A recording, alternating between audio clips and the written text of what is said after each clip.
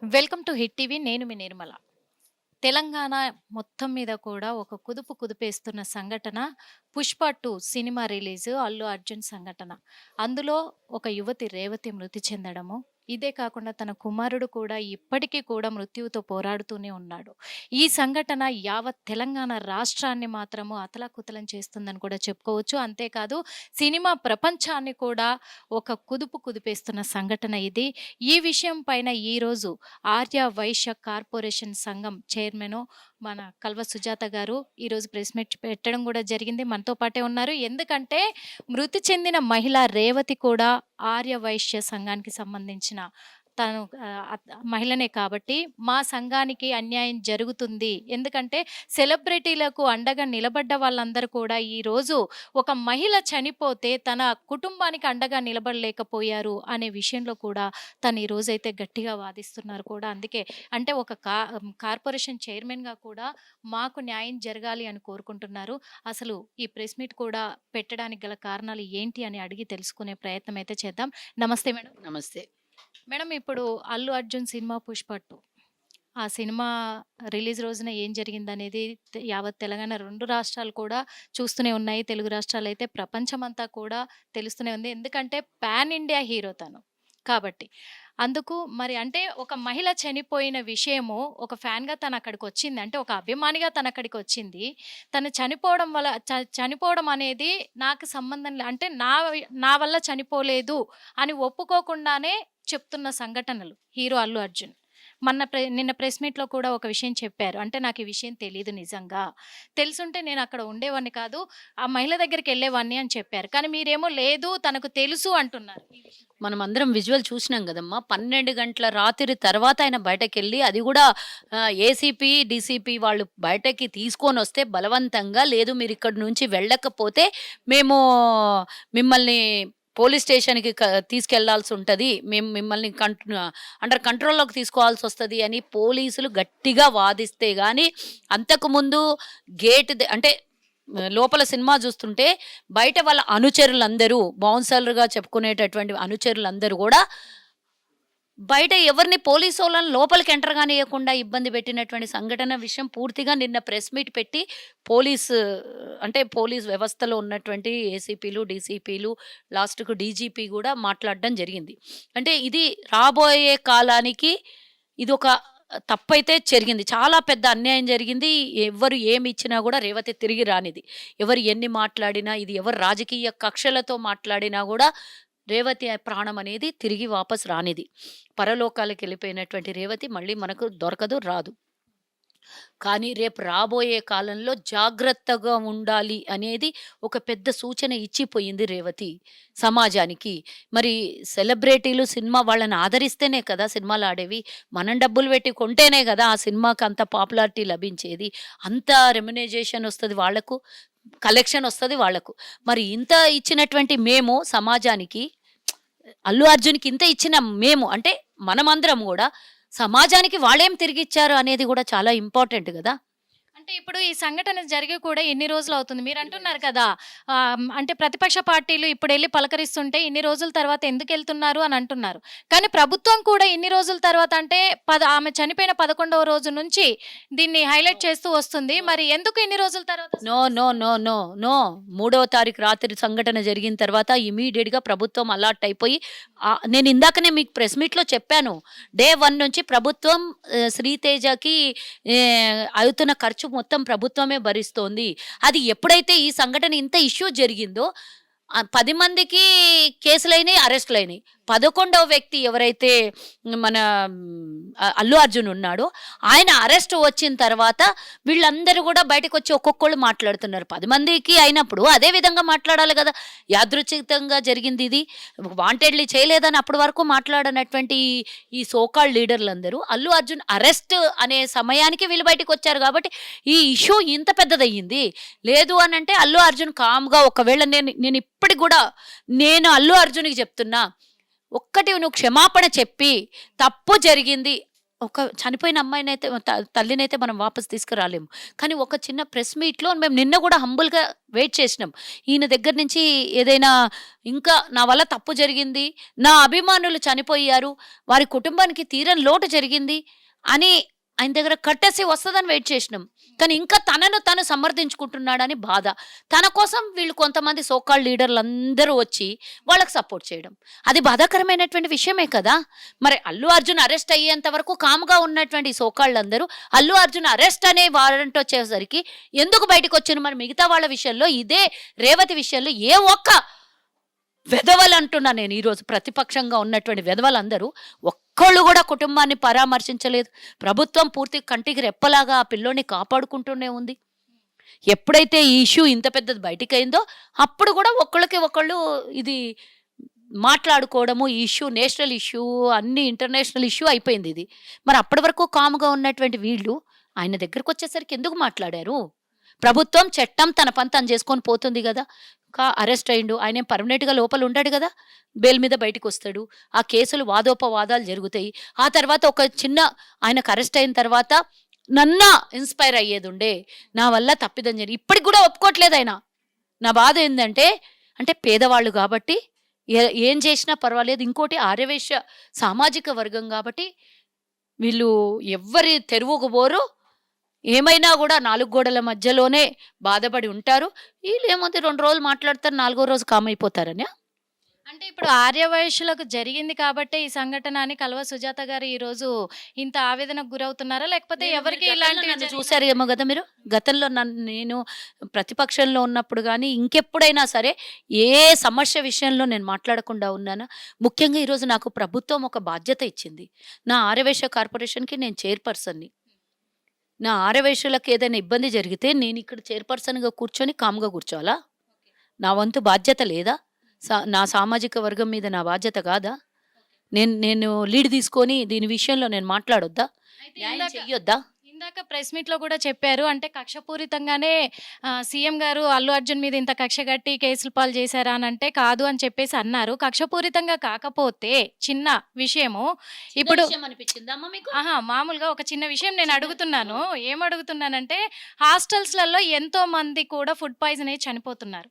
హైడ్రా వల్ల కూడా చాలా మంది కూడా ఎంతోమంది చనిపోతున్నారు. ఫుడ్ పాయిజన్ ఇంకొకటి చనిపోయారనే నెపం మా మీద ఇంకొకటి ఎయ్యొద్దు. ఇంకొకటి ఇద్దరు చనిపోయారు. ఆ ఇద్దరు కూడా వేరే వేరే ఘటనలో చనిపోయారు. ఇంకొకటి ఒకళ్ళు సూసైడ్ చేసుకున్నారు, ఒకళ్ళు ఇంట్లో చనిపోయారు. ఇంకొకటి అది హాస్టల్లో ఉండి ఫుడ్ చనిపోలేదు. పాయిజన్ అది అయ్యి గుర్తుంచుకోండి. చనిపోతున్నారు. అదే నో, నో, కాకుండా నో. ఇద్దరు చనిపోయారు. అది ఫుడ్ పాయిజన్ వల్ల కాదు. ఇతర కారణాల చేత చనిపోయారు. కారణాల చేత చనిపోయారు. అది మేము స్టేట్మెంట్ మా సీతక్క పోయింది. అందరు మా పార్టీలో చాలా మంది నాయకులు పోయారు. అక్కడ అది కూడా తెల్లారి బయటికి వచ్చింది ఆ సంఘటన ఎందుకు చనిపోయారు అనేది. ఇది నేనేం వాళ్ళ ఇంటికి పోలేదు. నిజంగా చెప్పాలంటే వాస్తవంగా నేను వాళ్ళ ఇంటికి వెళ్ళలేదు. నేను కూడా మాంజమాల ద్వారా చూసుకున్నదే కదా, మాట్లాడిందే కదా. మరి అలాంటిది మా తాండూరులో జరిగింది. మేము వెళ్ళలేదా? అక్కడ నలుగురిని మేము సస్పెండ్ చేయలేదా? మా తాండూరులో కూడా ఇప్పుడు హైడ్రా అనేది ఒకటి నేను తెచ్చారు. ఒకటి మాట్లాడుతున్నానమ్మా. ఈ రోజు ఈ ఈ ఈ రేవతి ఇష్యూ పక్కకు పెడితే నేను ఒకటి మీరు అడిగిన ప్రశ్నకు నేను సమాధానం చెప్తా. ఫుడ్ పాయిజన్ చేసి ప్రభుత్వానికి వ్యతిరేకంగా తెచ్చుకోవాలి, ప్రజల నుండి వ్యతిరేకత రావాలని ఏ ప్రభుత్వం అన్నా కోరుకుంటుందా? ఏ ప్రభుత్వం అన్నా కోరుకుంటుంది. ఏ ఇంకిత జ్ఞానం ఉన్నోళ్ళు ఎందుకు పట్టించుకోలేదమ్మా? ఈరోజు రేవంత్ రెడ్డి గారు వచ్చిన తర్వాత వాళ్ళకి ఫుడ్ క్వాలిటీ లేదని ఎన్నో సంవత్సరాల తర్వాత వాళ్ళ డైట్ ఛార్జెస్ 200% పెంచి, కాస్మెటిక్ ఛార్జెస్ 40% పెంచి ఈరోజు వాళ్ళకు మన ఇంటి పిల్లలు వాళ్ళు పిల్లలు అన్నారు కదా, వాళ్ళకి మంచి భోజనం పెట్టాలని ముఖ్యమంత్రి గారు మన ఇంటి పిల్లలు అన్నారు కదా, మంచి భోజనం పెట్టాలని ముఖ్యమంత్రి ఆలోచించినప్పుడే ఆయన తండ్రి లాంటి హృదయాన్ని అర్థం చేసుకోలేదా మనం? ఆయనకి ఏం అవసరం ఉంటుండే? మరి 10 ఏళ్ల నుంచి 20 ఏళ్ల నుంచి పెంచిన ఛార్జెస్ ఇప్పుడే ఎందుకు పెంచాల్సి ఉంటుండే? ఈరోజు ఇంత కాస్ట్ ఆఫ్ లివింగ్ ఇంత అయిపోయిన తర్వాత ఈరోజు ఇచ్చేటటువంటి ప్రభుత్వం నుంచి ఇచ్చినటువంటి డబ్బు వాళ్ళకి సరిపోక, వాళ్ళ కాస్మెటిక్స్ కానీ వాళ్ళ ఆరోగ్యకరమైనటువంటి పోషక పదార్థాలు ఉన్నటువంటి భోజనం సరిగ్గా అందక పిల్లలు వీక్ అయ్యి లీనియస్ వాళ్ళని చూస్తుంటే ఒక్కొక్కరు బక్క చిక్కిపోయినరు. గత ప్రభుత్వం చేసిన పాపం. ఎస్ నేను వెళ్ళిన కదా మా తాండూరులో ఎస్టీ హాస్టల్లో జరిగినటువంటి ఘటనను చూస్తే పిల్లలు ఇంత బక్క చిక్కిపోయి ఉన్నారు. అక్కడ ఆడపిల్లలు, వాళ్ళకి రేపు పొద్దున ఫ్యూచర్ ఉంటుంది. పెళ్ళి అయిన తర్వాత పిల్లల్ని కనాలి అంటే ఆ శక్తి వాళ్ళకు ఉండాలి కదా. మరి యుక్త వయసులో ఆరోగ్యంగా ఉంటేనే కదా రేపు పొద్దున మంచిగా అవుతారు. మరి ఇవన్నీ మా ముఖ్యమంత్రి గారు ఆలోచించి అన్ని విధాల సకల సౌకర్యాలు ఇయ్యాలి అని హాస్టల్లో అందరు పిల్లలు సమానంగా ఉండాలని ఆలోచించిన ముఖ్యమంత్రి ఫుడ్ పాయిజన్ కేర్లెస్గా ఉండి చేయిస్తారా? ఓకే. ఇప్పుడు ఒక మహిళ ఒక అభిమానిగా వచ్చి తొక్కిసలాటలో చనిపోయింది. అది హీరో తన ఏమంటారు తన ఫెయిల్యూర్ అనే అనుకుందాం. అంటే తన వల్లే తను చనిపోయింది అని అనుకుందాము. ఒక్కటి చిన్న లాజిక్. కానీ ఇప్పుడు ఒక హైడ్రాన్ తీసుకురావడం వల్ల కొన్ని ఇండ్లు కూలిపోతే చాలా మంది కూడా ఆత్మహత్యకు గురయ్యారు. అలాగే గుండెపోటు వచ్చి చనిపోయినోళ్ళు కూడా ఉన్నారు. మరి వాళ్ళ చావులకు ఎవరు మీరు అడుగుతున్నారు? మీరు బీఆర్ఎస్ వాళ్ళ చావులకు వీడియో చూసాను నేను. బీఆర్ఎస్ మాటల్లో మీరు అడుగుతున్నారు. బీఆర్ఎస్ మీకు తెలియదు. మీరు హిట్ టీవీ వెళ్ళి మీరు ప్రజలు అనడం కాదు. హిట్ టీవీ అక్కడ ఇంటర్వ్యూ తీసుకుందా చనిపోయిన కుటుంబంతో, ఎవరితో? చనిపోయిన కుటుంబాలతో. ఆరోపణలు కాదు, నిజాలని వాస్తవాలను చూపియాలి. అక్కడ ఎక్కడైతే బఫర్ జోన్లో ఉన్నాయో ఆ ఇండ్లని ఖాళీ చేపించిన తర్వాత సురక్షితమైన ఇళ్లలోకి చేర్చి 2 లక్షల రూపాయలనిచ్చి 25,000 ఖర్చు. ఈ కారణం చేత చనిపోలేదు. ఏదైతే ఫుడ్ పాయిజన్ ఎలాగా నెపమేస్తున్నారో సేమ్ టు సేమ్ ఇదే నెపమేసారు. కానీ ప్రభుత్వం వాళ్ళకేమి చనిపోయిన కుటుంబాలకేంది మీలాగా బేఖాతరు చేసి వాళ్ళని వదిలేసి గాలికి ఇడిచేసి ప్రభుత్వం ఏమి వాళ్ళు నిద్రపోతలేరు కదా. ఈరోజు ప్రభుత్వం 18 గంటలు ఎందుకు పనిచేస్తుంది? అందరినీ దృష్టిలో పెట్టుకునే కదా పనిచేస్తుంది. కేసీఆర్ లాగా ఫామ్ హౌస్లో వండుకొని వరంగల్లో చనిపోయినా, మన సింగరేణి కాలనీలో చనిపోయినా ముఖ్యమంత్రి బయటికి వచ్చి మాట్లాడనటువంటి సందర్భం 10 ఏళ్ళు ఉండే. కానీ ఈరోజు ప్రతి విషయంలో ముఖ్యమంత్రి గారు మా క్యాబినెట్ ముందరికి వచ్చి మాట్లాడుతుంది. ఏ తప్పు మేము ఒకటి బరాబర్ మేము ఒప్పుకుంటాం. మా వల్ల తప్పైతే తప్పైందని సరిదిద్దుకుంటున్నాము. తప్పుని మేము క్షమించమని అడుగుతున్నాం. కానీ మేము తప్పు చేసి దాన్ని కప్పిపుచ్చుకునే ప్రయత్నం ఎక్కడ కూడా మేము చెయ్యం. చివరిగా ఒక్కటే ప్రశ్న ఏమడుగుతున్నారు? మీరు ఇవన్నీ సందర్భాన్ని తీసుకొని వచ్చి అన్నిటితో ముడిపెడుతున్నారు. నేను ఒకటే అడగాలనుకుంటున్నా, పేదల పక్షాన ముఖ్యమంత్రి గారు నిలబడ్డం మీకు ఎవరికి నచ్చట్లేదా? పేదల పక్షంలో ఉంటే కూడా అని అడగండి. వాళ్ళందరితో పాటు వీళ్ళు కూడా సమానమే కదా అని అడగండి. అది మాకు హ్యాపీ. కానీ ఈరోజు ఒక పేదల పక్షాన నిలబడ్డటువంటి ప్రభుత్వానికి మీరు వాళ్ళని పట్టించుకోలేదు, వీళ్ళని పట్టించుకోలేదు, కాబట్టి రేవతిని ఎందుకు పట్టించుకుంటున్నారు అనే అర్థం వస్తుంది ఇందులో. అంటే పట్టించుకోవద్దా ఏం మా సామాజిక వర్గం అంటే అంత అల్సా? అంటే చనిపోయినప్పుడే యాక్షన్ తీసుకోవాలి కదా. తీసుకున్నారు కదా, 1 by 1 అందరిని అరెస్ట్ చేసిండు. A11గా వచ్చిండు కాబట్టి A11గానే అరెస్ట్ అయ్యాడు ఆయన. మరి తనపంత ఇప్పుడు నేను అడుగుతున్న మీడియా సోదరులకి సంధ్యా థియేటర్ ఓనర్లను కూడా అరెస్ట్ చేసిండ్రు. అక్కడ ఉన్న ఎవరెవరైతే అంటే దానికి తీసుకోవాల్సినటువంటి ప్రొటెక్షన్ తీసుకోలేదో, ఇలా ఎవరు ఇర్రెస్పాన్సిబిలిటీగా ఉన్నారో అక్కడ ప్రతి ఒక్కళ్ళని అరెస్ట్ చేసిండ్రు. 10 మందిని కూడా అరెస్ట్ చేసిండ్రు కదా. మరి ఆ 10 మంది ముందు ఎందుకు 10 మంది విషయంలో ఇలా ఎందుకు రియాక్ట్ అవ్వలేదు? నేను ఇందాక కూడా అడిగినా సేమ్ అడుగుతున్నా. నా ఇంటర్వ్యూ పొడిగించొద్దు, ఉన్నదే అడుగుతున్నా. నాకు ఇది ఒక్కదానికే ఆన్సర్ కావాలి. 10 మంది మీద లేనటువంటి సానుభూతి అల్లు అర్జున్ మీద ఎందుకుంది? ఎందుకంటే ఆయనలో సంజయ్ దత్ కూడా అవార్డీ. గతంలో ఆయన పేరేంది సల్మాన్ ఖాన్ కూడా అవార్డీ. మొన్న ఆయన ఇంకెవరో Andhra dance master Jani master కూడా సెలబ్రిటీయే కదా. మరి వీళ్ళందరి మీద లేనటువంటి సానుభూతి కేవలం ఈయన మీద ఎందుకు వచ్చింది అంటున్నా. ఎవరు తప్పు చేసినా శిక్ష ఒక్కటే. చట్టం తన పని తను చేసుకుంటూ పోతుంది. చట్టానికి చుట్టం లేరు. చట్టానికి న్యాయ దేవత కళ్ళు గట్టి ఎట్లా పనిచేపించి ఎవరికైనా న్యాయం ఒకటే అని ఎట్లా చేస్తారో ఇక్కడ అదే జరుగుతుంది. దీనికి ఎవరైనా ఆటంకం కల్పిస్తే వాళ్ళకు కూడా శిక్షలు తప్పవు. ఇప్పుడు రేవతి కుటుంబానికి మరి కల్వ సుజాత గారు ఆర్య వైశ్య సంఘం కార్పొరేషన్ తరఫున ఎలాంటి 100% ఆర్థికంగా మా కార్పొరేషన్ ద్వారా, మా సంఘాల ద్వారా తప్పకుండా ఆర్థికంగా చిన్న పాప ఉంది, 5 ఏళ్ల పాప ఉంది, లోకం తెలియని అమ్మాయి ఉంది. అమ్మాయి రేపటి భవిష్యత్తు కోసం తప్పకుండా ఆర్థికంగా ఆ కుటుంబానికి మేము అండగా ఉంటాం. మేము ఇంత అంత అని మీడియా ముందు చెప్పము. డెఫినెట్గా ఆ కుటుంబానికి మేము ఆర్థికంగా ఆదుకుంటాము. అలాగే ప్రభుత్వం ద్వారా కూడా వారికి భరోసా కల్పించి ప్రభుత్వ సహాయాన్ని కూడా అందిస్తాం. ఇప్పటికే ఆల్రెడీ ప్రభుత్వం లక్షల రూపాయలైనా దాన్ని మేము వెల కట్టదలుచుకోవాలి. బాబుని చూడడానికి మీరు వెళ్ళారు కదా, అంటే బాబు కండిషన్ ఎలా? క్రిటికల్గానే ఉందమ్మా, క్రిటికల్గానే ఉంది. బ్రెయిన్ డెడ్ అయి ఉంది కదా. అది ఎన్ని రోజులకు కోలుకుంటాడో తెలీదు. మేమైతే ఆరోగ్యాలతోని బయటకు రావాలి అని మేమందరం ఆశిస్తున్నాము, దీవిస్తున్నాము. మా మా కులదైవమైనటువంటి వాసవి మాత ఆశీస్సులు ఆ పిల్లోడి మీద ఉండాలి.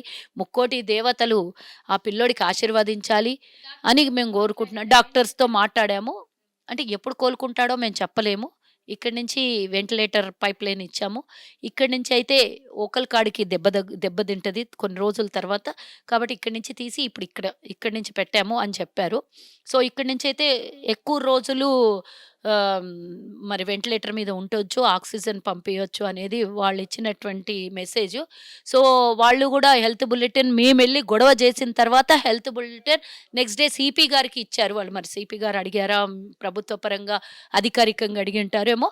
తెల్లారి వారు మాట్లాడారు. మేమెళ్లి గొడవ చేసినాం. మీరు హెల్త్ బులెటిన్ ఎందుకు రిలీజ్ చేయట్లేదని మేము గూడా గట్టిగానే అడిగాం యాజమాన్యానికి. సో, నెక్స్ట్ డే గూడా సీపీ గారు అడిగినట్టున్నారు. హెల్త్ బులెటిన్ గూడా రిలీజ్ చేయడం జరిగింది.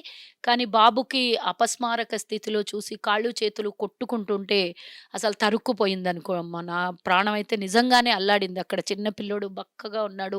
మరి తల్లి చనిపోయిందని గూడా అది. అది కరెక్టే. కానీ ఇందాక మీరు హాట్ టాపిక్ రేస్ చేశారు. ఏంటి అంటే ఇండస్ట్రీని ఏపీకి పిలిపించుకోవాలి అనే ఇదిలో కూడా పురంధేశ్వరి ఈ సందర్భంగా మాట్లాడాల్సిందేనా? ఈ సందర్భం అదా అసలకి? అసలు దాని గురించి ఏంటి మాకు అర్థం కాదు. నాకేం తెలీదు. వాళ్ళు మాట్లాడిన మాటనే నేను మీకు చెప్పాను అంతే. ఇప్పుడు ఇది సందర్భమా? ఇప్పుడు ఇక్కడ ఒక కుటుంబం అన్యాయం అయ్యి ఇదైపోతుంది.